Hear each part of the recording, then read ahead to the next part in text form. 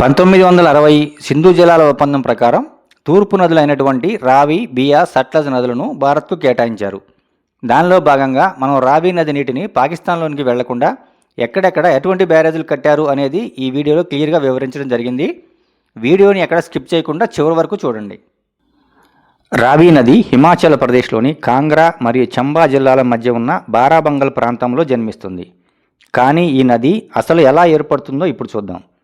శీతాకాలంలో బారాబంగల్ ప్రాంతంలోని పిర్పంజాల్ మరియు దౌలాధర్ పర్వతాలపై పేరుకున్న స్నోఫీల్డ్స్ మరియు గ్లేషియర్స్ కరిగి చిన్న చిన్న ప్రవాహాలుగా ఏర్పడతాయి. ఈ చిన్న ప్రవాహాలు లోయలోకి ప్రవహిస్తూ పెద్ద వాగులుగా మారతాయి. వాటిలో ప్రధానమైనవి బుదిల్ మరియు తాంతగిరి. ఇలా ఏర్పడిన వాగులు అన్నీ ఒకచోట కలిసి రావి నదిగా ఆవిర్భవిస్తుంది. ఈ ఆవిర్భావం ఎలా జరిగిందో ఇప్పుడు మనం ఒక చిన్న విజువల్ ద్వారా క్లియర్గా చూద్దాం. ఇక్కడ మనం చూస్తున్నవన్నీ కూడా ఎన్ని మంచు పర్వతాలండి, గ్లేషియర్స్ అంటాం కదా. ఈ మంచు కరిగి ఇక్కడ చిన్న చిన్న ప్రవాహాలు ఏర్పడతాయండి. చిన్న చిన్న ప్రవాహాలు ఏర్పడి ఈ చిన్న చిన్న ప్రవాహాలన్నీ కలిసి మనకి ఒక వాగులాగా ఇలా వస్తాయండి. ఇక్కడ చూడండి, ఈ చిన్న ప్రవాహాలన్నీ కలిసి ఇదొక వాగు. అలాగే ఇక్కడ కూడా కొన్ని చిన్న ప్రవాహాలన్నీ కలిసి మనకి ఇదొక వాగులాగా. అలాగే మొత్తం మనకి ఇట్లా 4 వాగులు ఏర్పడ్డాయండి. ఈ 4 వాగులు కూడా వచ్చి ఒక దగ్గర కలుస్తున్నాయి. ఇది ఇక్కడ కలిసిన తర్వాత ఇక్కడ ఒక మనకి పెద్ద ప్రవాహం ఒకటి ఏర్పడుతుంది. దీన్నే మనం ఏంటంటారంటే నదికి ఆరిజిన్, నది యొక్క పుట్టుక. ఇవన్నీ కలిసి ఒక పెద్ద ప్రవాహం లాగా ఇక్కడ తయారైపోయింది. ఇది పుట్టుక అనమాట, ఆరిజిన్. ఇదంతా కూడా ఈ పైన అంతా కూడా దీన్ని మూలం అంటారు, సోర్సు. ఇది నదికి సోర్సు, ఇది ఆరిజిన్. ఈ రావి నది ప్రారంభంలో పెద్ద పెద్ద లోయల గుండా ప్రవహిస్తుంది. నది మొత్తం పొడవు 720 కిలోమీటర్లు. ఈ 720 కిలోమీటర్లు ప్రవహించిన తర్వాత పాకిస్తాన్లోని అహ్మద్పూర్ సియోల్ ప్రాంతంలో ఈ నది చినాబ్ నదిలో కలుస్తుంది. వేదకాలంలో ఈ నదిని పరుష్ణి అని, ఐరావతి అని కూడా పిలిచేవారు. ఈ రావి నది ఒడ్డున కొన్ని ముఖ్యమైన యుద్ధాలు కూడా జరిగాయి. క్రీస్తు పూర్వము 14వ శతాబ్దంలో దశరాజ గణ యుద్ధం కూడా ఈ రావి నది ఒడ్డున జరిగింది. అలాగే 1762లో రావి ఫోర్డ్ యుద్ధం కూడా ఈ రావి నది ఒడ్డున జరిగింది. ఇక ఆధునిక యుద్ధాల విషయానికి వస్తే 1857లో బెంగాల్ సైన్యంలోని తిరుగుబాటుదారులకు బ్రిటిష్ దళాలకు జరిగిన యుద్ధం కూడా ఈ రావి నది ఒడ్డున జరిగింది. ఇక్కడ మనం చూస్తున్నది హిమాచల్ ప్రదేశ్లోని చంబా జిల్లాలో బజోలి గ్రామ సమీపంలో రావి నదిపై నిర్మించినటువంటి బజోలి హైడ్రో పవర్ ప్లాంట్కు సంబంధించినటువంటి రిజర్వాయర్ అండి ఇది. ఇక్కడ 66 మీటర్ల ఎత్తైన కాంక్రీట్ డ్యామ్ నిర్మించి నీటిని నిల్వ చేసి, ఇలా నిల్వ చేసిన నీటిని 16 కిలోమీటర్ల సొరంగ మార్గం ద్వారా నది దిగువకు తరలించి అక్కడ విద్యుత్ ఉత్పత్తి చేస్తున్నారు. మనం ఇప్పుడు కంటిన్యూషన్లో ఆ పవర్ హౌస్ని చూద్దామండి. ఇక్కడ మీరు గమనించినట్లయితే రావి నది ప్రవాహం అనేది చాలా పెద్ద పెద్ద లోయల గుండా ప్రవహిస్తుంది. అవి కూడా చాలా కంజెస్టెడ్గా ఉన్నాయి. బహుశా దానివల్ల ఈ పవర్ హౌస్ అనేది కిందకి 16 కిలోమీటర్ల కిందికి తరలించి ఉండవచ్చు. మనం చూస్తున్నది బజోలి హైడ్రో పవర్ ప్లాంట్కి సంబంధించినటువంటి పవర్ జనరేషన్ హౌస్ అండి. 16 కిలోమీటర్లు సొరంగ మార్గం ద్వారా తరలించిన నీటిని ఇక్కడ వరకు తరలించి ఇక్కడ పవర్ జనరేషన్ చేస్తున్నారండి. ఇక్కడ మొత్తం 180 మెగావాట్ల విద్యుత్ ఉత్పత్తి చేస్తున్నారు. ఇక్కడ మొత్తం 3 యూనిట్లు ఏర్పాటు చేశారండి. ఒక్కొక్క యూనిట్ కెపాసిటీ 60 మెగావాట్లు. ఇది run of the river project అండి. దీనిని మార్చి 2022లో ప్రారంభించారు. ఇక్కడ మనం చూస్తున్నది కుతేర్ హైడ్రో ఎలక్ట్రికల్ పవర్ ప్లాంట్ అండి. ఇది కూడా చంబా జిల్లాలోనే ఉంది. దీని కెపాసిటీ 240 మెగావాట్లు అండి. ఇది కూడా run of the river greenfield జల విద్యుత్ కేంద్రం. దీనిని JSW గ్రూప్ నిర్మించింది. ఇక్కడ మొత్తం 3 యూనిట్లు స్థాపించారండి. ఒక్కొక్క యూనిట్ కెపాసిటీ 80 మెగావాట్లు. ఇక్కడ కూడా సుమారు 12 కిలోమీటర్ల పొడవైన హెడ్ రేస్ టన్నెల్ ద్వారా నీటిని తరలించి ఇక్కడ విద్యుత్ ఉత్పత్తి చేస్తున్నారు. 2025 ఆగస్టు నుండి ఇది విద్యుత్ ఉత్పత్తి ప్రారంభించింది.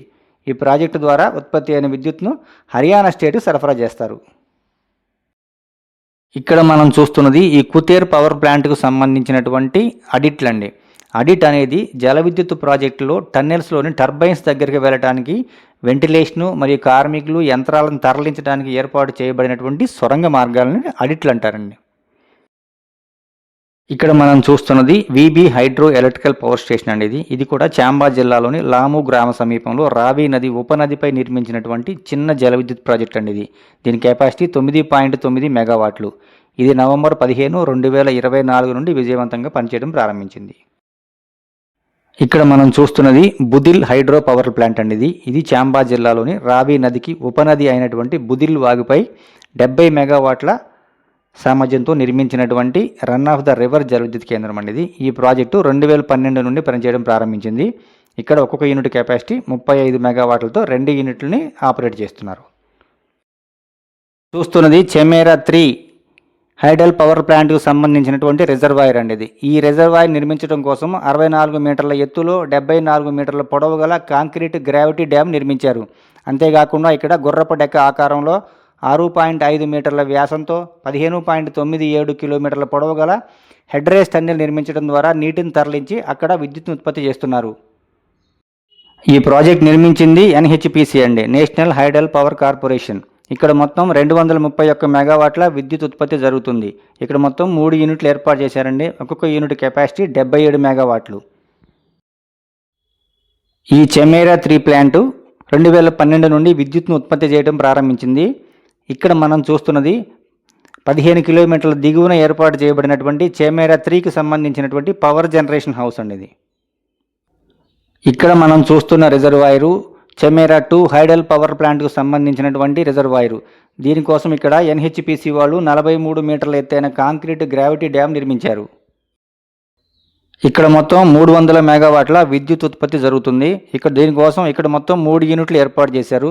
ఒక్కొక్క యూనిట్ కెపాసిటీ 100 మెగావాట్లు. ఇది 2004 నుంచి పూర్తిగా పనిచేయడం ప్రారంభించింది. ఇది కూడా ఎన్హెచ్పిసి వారి ఆధ్వర్యంలో పనిచేస్తుంది.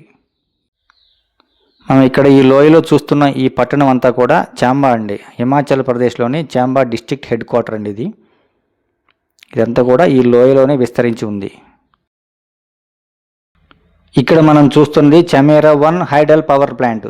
ఇది రావి నదిపై చంబా జిల్లాలో దలహౌసి, బనికత్ పట్టణాల సమీపంలో నిర్మించారు. ఇక్కడ 540 మెగావాట్ల విద్యుత్ ఉత్పత్తి జరుగుతుంది. ఈ ప్రాజెక్టు మే 1994లో ప్రారంభించారు. ఈ ప్రాజెక్టు దాదాపుగా నార్త్ ఇండియా అంతా కూడా పవర్ సప్లై చేస్తుంది.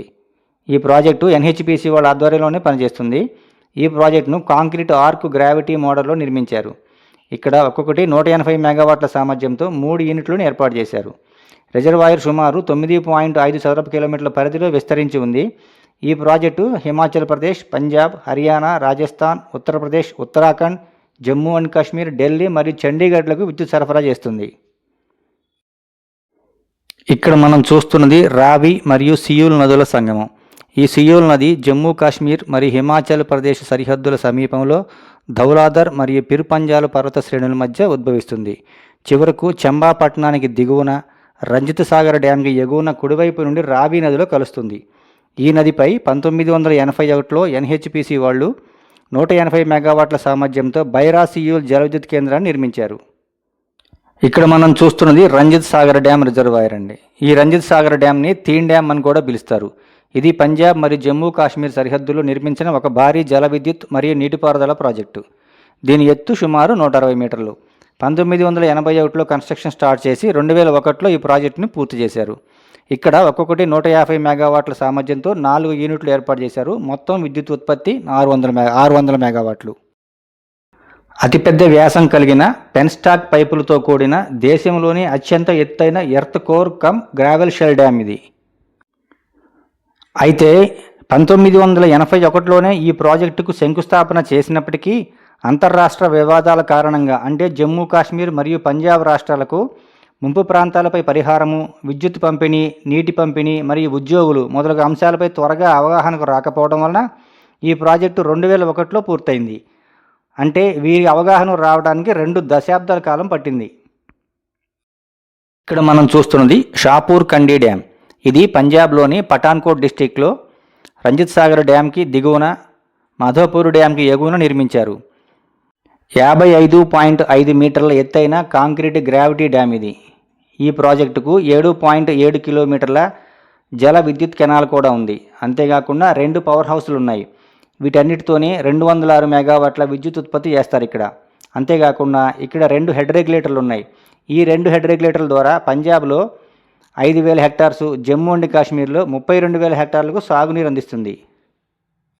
ఈ ప్రాజెక్టుకు 1984లో శంకుస్థాపన చేసి 1992లో వర్క్ స్టార్ట్ చేశారు.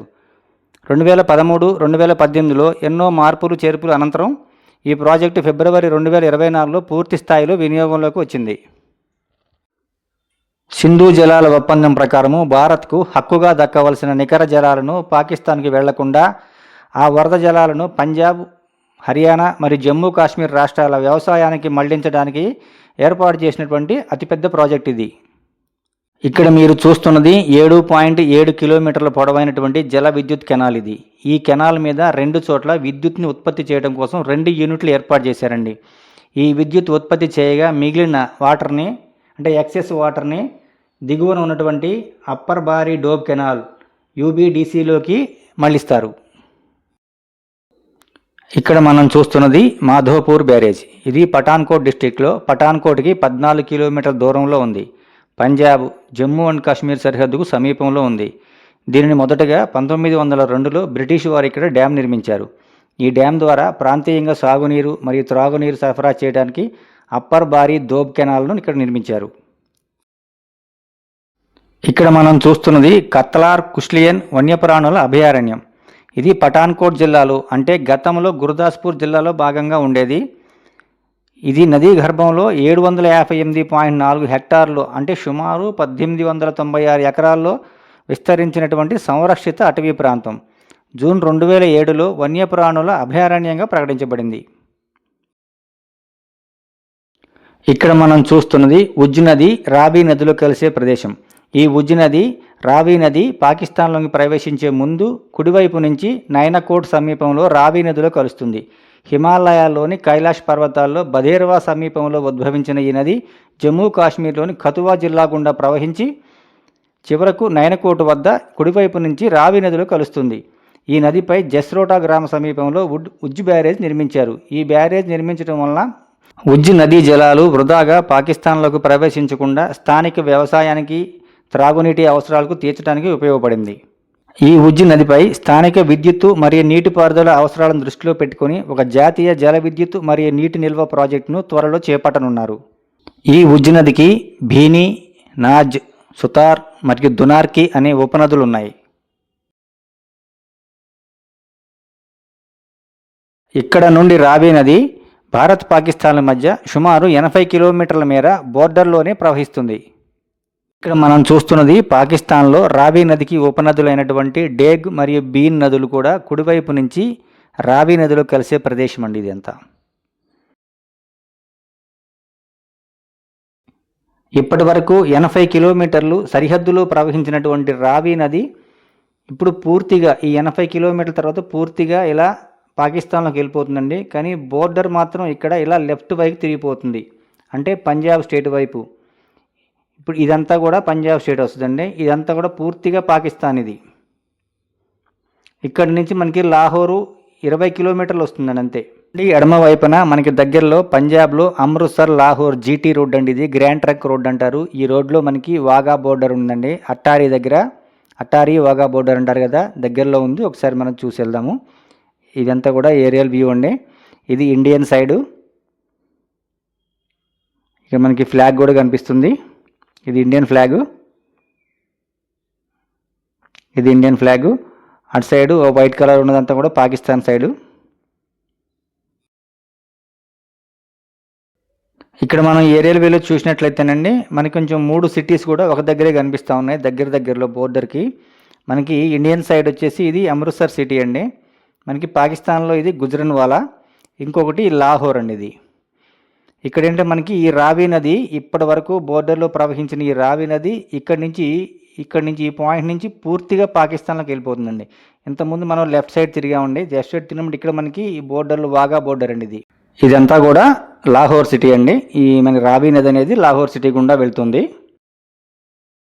ఇక్కడ మనం చూస్తున్నది బల్లోకి బ్యారేజ్. పాకిస్తాన్లోని పంజాబ్ ప్రావిన్స్లో లాహోర్కి 65 కిలోమీటర్ల దిగువన పూల్నగర్ మరియు భాయిఫేరో దగ్గర 1913లో బ్రిటిష్ వారు ఈ బ్యారేజ్ నిర్మించారండి.